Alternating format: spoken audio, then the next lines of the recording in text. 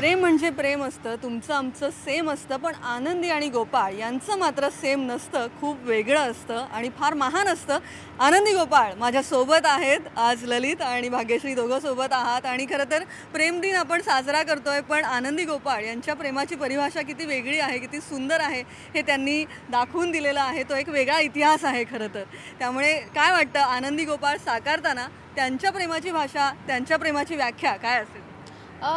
ज्यावेळी आनंदीबाईंचं लग्न झालं लहान होत्या त्या आणि त्या दोघांमधला सगळ्यात महत्त्वाचा दुवा होता शिक्षण आणि जसजसं सहवास लाभला गोपाळरावांचा तसतसं ते फुलत गेलेलं प्रेम आहे.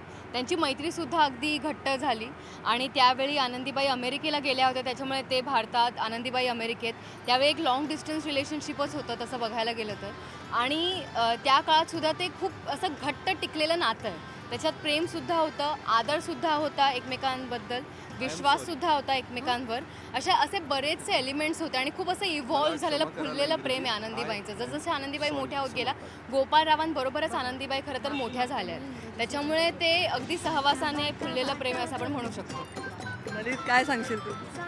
खूप जास्त विश्वास एकमेकांवरचा आणि खूप जास्त आदर, एक माणूस म्हणून, स्त्री म्हणून, पुरुष म्हणून हे बघायला मिळतं मला. तर मला वाटतं की हे सगळ्यात जमेची बाजू होती त्यांच्या नात्यातली आणि त्याच्यामुळेच तो प्रवास करू शकलेत, एवढ्या सगळ्या संघर्षांना ते तोंड देऊ शकले. नक्कीच. आणि मला असं वाटतं की आपल्या कर्तृत्वावरचा विश्वास आणि दुसऱ्याच्याही कर्तृत्वावरचा विश्वास फार मोठा आणि स्वतःच्या बायकोवरचा विश्वास. मला वाटतं की तो की स्वतःच्या बायकोला 3 वर्ष अमेरिकेला धाडणं त्या काळात जेव्हा संपर्क नाही करू शकत आहोत एकमेकांना, हा विश्वास खूप खूप मोठा होता त्या काळात. आत्ताच्या काळातही तो खरं तर खूप मोठा आहे, तर त्या काळात किती मोठा असेल. पण आता आनंदी गोपाळ हा सिनेमा अगदी आपल्या भेटीला आलेला आहे खरं तर. आणि ज्या पद्धतीने तुम्ही दोघांनी या भूमिकेत समोर असून अगदी काम केलेलं आहे ते जाणवत आहे, ते ट्रेलरमध्ये जाणवत आहे. त्यामुळे आता खरं तर सिनेमाची उत्सुकता खूप वाढलेली आहे. पण दोघांनी कसं याला भिडलात, या भूमिकेला कसे सामोरे गेलात त्याबद्दल?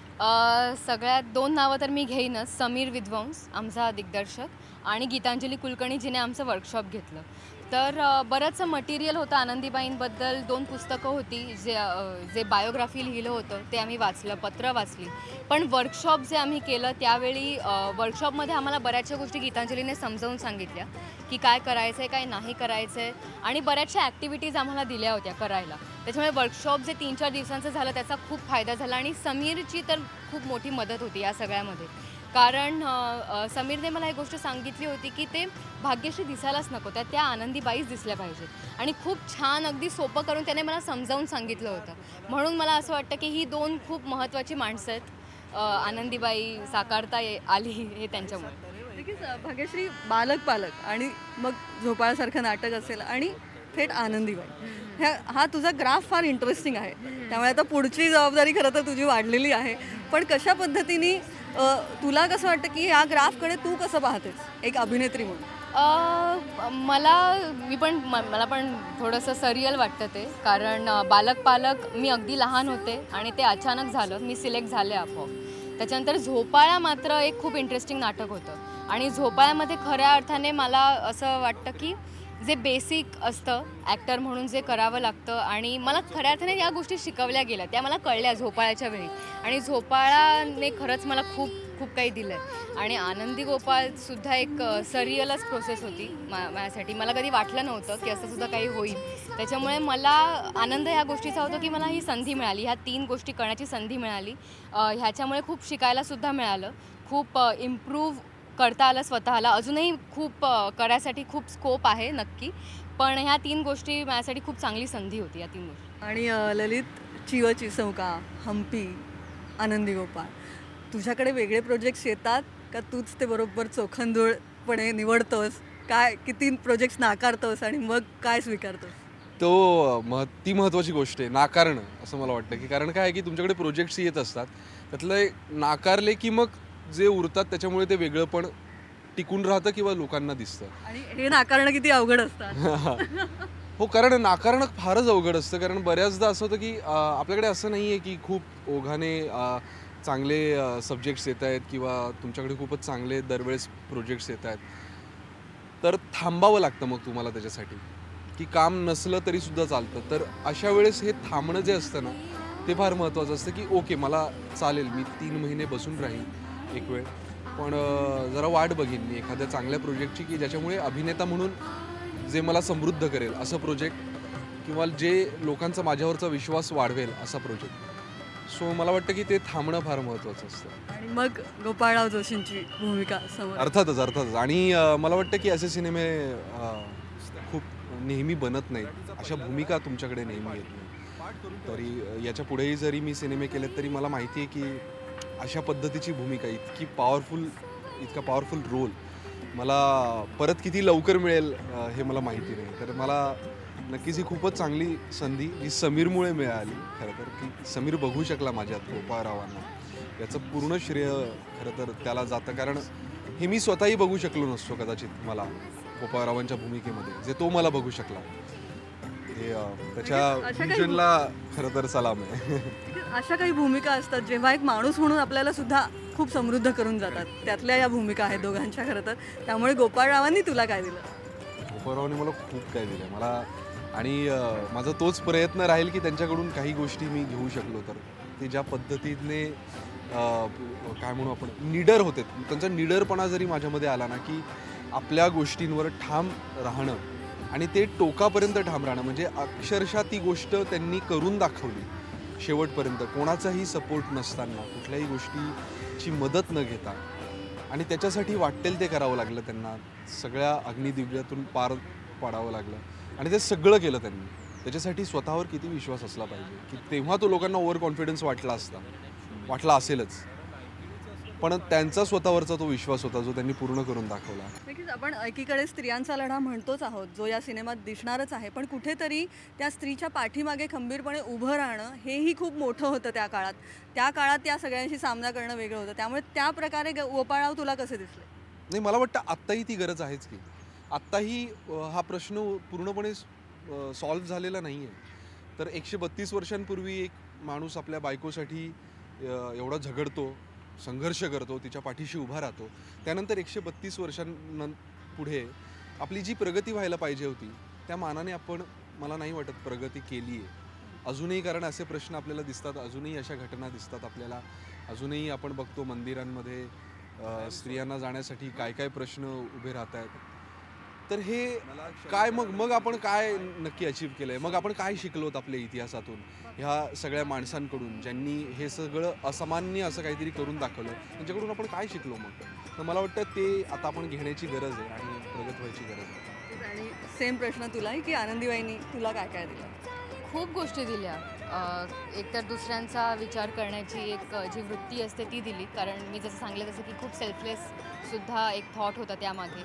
शिवाय धाडस, त्यांना योग्य वाटलं ते त्यांनी अगदी धाडसाने करून दाखवलं, आणि शेवटपर्यंत त्यांनी ते कितीही संघर्ष जरी त्यांना त्यांच्या वाट्याला आला तरी शेवटपर्यंत त्यांनी ते सोडलं नाही, जे त्यांनी ठरवलं होतं. आणि आजचा प्रेमाचा दिवस आहे, तर जरा काहीतरी प्रेमळ कोडी सोडवूया आपण. म्हणजे आता तुमची भाषा या सिनेमात खूपच जड आहे आणि ती खरं तर त्याच्यासाठी एक वेगळा अभ्यास करावा लागेल. पण काही असे शब्द ज्याचे अर्थ अर्थात तुम्हाला माहिती असतील, पण आज जरा एक छोटीशी टेस्ट घेऊया, कोडी सोडवूया जरा. प्रेमाची कोडी आहेत पण ती. पण आमच्या सिनेमाची भाषा काय कठीण, व्यवस्थित, मग मुद्दाम उलट ती केली तशी आम्ही. ती सोपी आहे हे सांगा प्रेक्षकांना. की तेच की त्या काळातली भाषा आम्ही मुद्दाम वापरली नाही, कारण थोडं सोपं केलंय आपण. ती बोजड वाटू शकली असती, लोकांचा कनेक्ट झाला नसता.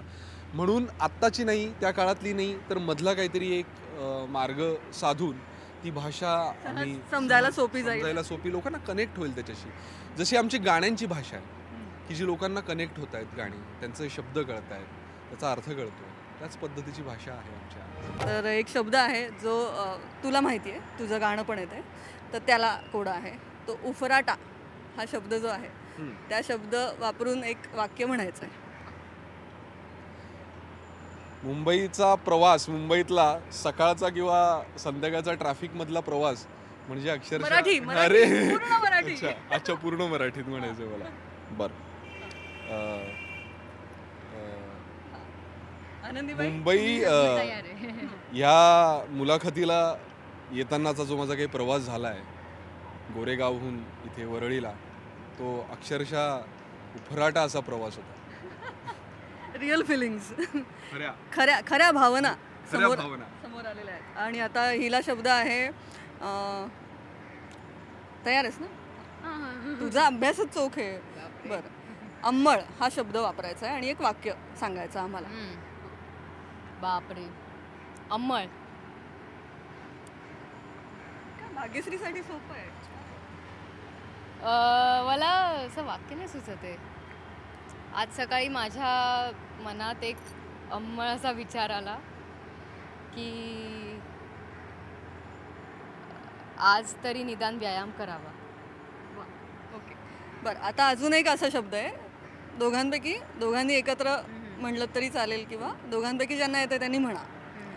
आनंद घन हा शब्द वापरून एक वाक्य करायचं.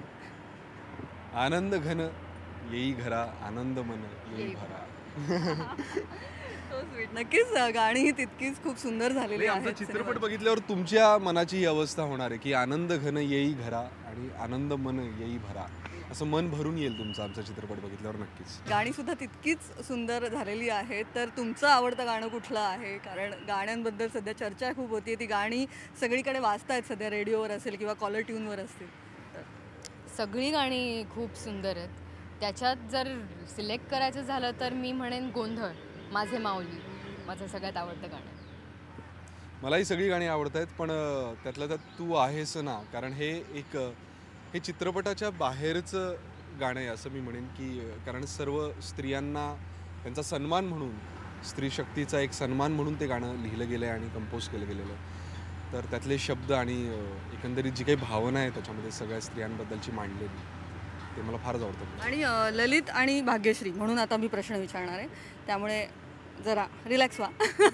हां, तर अर्थात व्हॅलेंटाईन वीक आहे आणि त्यामुळे प्रेमाची भाषा आपण बोलतोय. तर प्रेम काय आहे तुमच्यासाठी? प्रेम काय आहे? ललितसाठी प्रेम काय आहे? तू प्रेमळ आहेसच, पण फार प्रेमळ माणूस आहे. तुझा चाहता वर्ग खूप मोठा आहे, तर त्यांना आज काय सांगणार? की मला वाटतं की ते जे माझ्यावर करतात ते प्रेम आहे. ते ज्या पद्धतीने माझं काम अप्रिशिएट करतात आणि ज्या पद्धतीने मला नेहमी कौतुकाची एक थाप देतात, ते एक प्रेम आहे. तर मला वाटतं की ते प्रेम दोन्ही बाजूने असतं. मी जर चांगलं काम करत राहिलो तर तुमचं ते प्रेम तसंच राहील आणि तसंच तुम्ही माझ्यापर्यंत ते पोहोचवत राहाल. कारण आपण भेटत नाही, मग तुम्ही मेसेजेस करता. जिथे कुठे मी रस्त्यावर चालत असताना कधी कोणाला भेटलो तर तिथे लोक आवर्जून भेटून सांगतात. तर हे प्रेम आपल्यातलं वाढो आणि आपण नवनवीन आपल्या प्रेमाच्या अजून काय असतील त्या एक्सप्लोअर करू. अजून किती आपण वाढवू शकतो आपल्यातलं प्रेम ते बघूयात. तर बघूयात आपलं प्रेम अजून किती वाढतं. छान संदेश आहे. भाग्यश्री? माझ्यासाठी प्रेम म्हणजे अनकंडिशनल जे असतं ते. कुठली अट नको? नाही, कुठलीच नाही. खरंच भाग्यश्री आणि ललित खूप छान प्रेमळ संवाद खरं तर रंगलेला आहे तुमच्यासोबत. त्यामुळे व्हॅलेंटाईन डेच्याही तुम्हाला शुभेच्छा आणि आनंदी गोपाळ या सिनेमासाठी भरभरून शुभेच्छा. पुन्हा एकदा प्रेक्षकांना काय सांगाल जाता जाता? असे सिनेमे नेहमी बनत नाहीत, तर मी तुम्हाला एवढंच सांगेन की खूप मेहनतीने, खूप अभ्यासपूर्वक असा एक सिनेमा तयार झालेला आहे की जो तुम्हाला आपल्या इतिहासातल्या एका जोडप्याची गोष्ट सांगेल. हे जोडपं आपल्यातलंच होतं, पण त्यांच्यातल्या प्रेमाने, संघर्षाने त्यांनी असं काही अचीव केलं त्याचा आपल्याला अभिमान आहे आणि नेहमीच राहील. तर त्यांचा सन्मान म्हणून आपण हा चित्रपट बघूया. मी म्हणेन की तुम्ही हा सिनेमा बघा आणि सिनेमा बघताना जो तुमच्यावर परिणाम होईल तो फक्त अनुभवा. तुम्हाला काहीही करायची गरज नाही. हा सिनेमा नक्कीच काही ना काहीतरी तुम्हाला देऊन जाईल, ही माझी खात्री आहे. आणि आनंदीचा एक संवाद जो ट्रेलर टीझरमध्ये सुद्धा आहे की ज्या देशास माझ्या धर्मासकट मी मान्य नाही, तो देश मला मान्य नाही. हा गोपाळराव यांचा संवाद आहे. मुलीने शिकलेलं असावं एवढीच अपेक्षा आहे माझी. फार महत्त्वाचा संवाद. फार महत्त्वाचा आणि कालातीत असा आहे हा. कधीही लागू होणारा असा संवाद आहे. तर आता आनंदी गोपाळ झालेले भाग्यश्री आणि ललित आपल्या प्रेक्षकांसाठी, न्यूज 18 लोकमतच्या प्रेक्षकांसाठी एक खास प्रेमळ भेट सादर करत आहेत. होऊन जाऊ. तू आहेस ना या गाण्यातल्या या ओळी आहेत. अहो भाग्य अमुसे तुझ्या या ललाटी, आम्हा प्राप्त झाली जरा सार्थता. तुझी थोरवी काय वर्णेल कोणी, तुला ज्ञात उमलायच्या वेदना, तू आहेस ना. Thank you so much. Thank you. Thank you.